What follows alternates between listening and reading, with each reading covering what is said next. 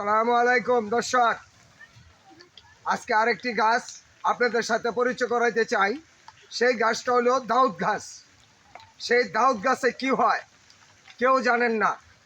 আমরা আজ পর্যন্ত প্রকৃতি ভুলে গেছি।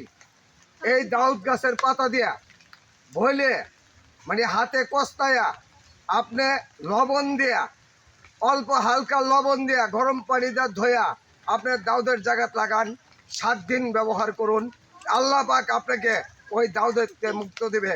অথবা আপনি যে কোনো চুলকানির ব্যাপারে এই ঘাসটির পাতাটা ব্যবহার করতে পারেন। এই গাছের অনেক মূল্য, অথবা এই ঘাস সহজে পাওয়া যায় না। আজকে আমরা রাস্তা ঘাটে যে কোনো জায়গায় বনে জঙ্গলে গাছ পড়ে রয়েছে, আমরা ঘাস চিনি না। আমাদের নবীরা বলে গেছেন ঘাস ব্যবহার করো। আজকে আমরা কিছু হইলে দৌড় ডাক্তার হেনে চলে যাই না। দর্শক, আমি আজকে চ্যালেঞ্জ করে বলতে পারি এইটাই সেই দাউদ ঘাস।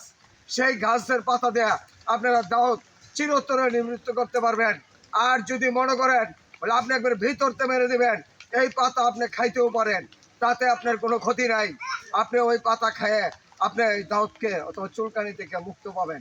আসসালামু আলাইকুম। চ্যানেলটা সাবস্ক্রাইব করবেন অথবা ফলো দিবেন। ইউটিউবে, টিকটকে সব জায়গায় আমি আছি বিভিন্ন ঘাস নিয়ে। আগামী দিনে আরও আলোচনা হবে বিভিন্ন ঘাস নিয়ে। আসসালামু আলাইকুম।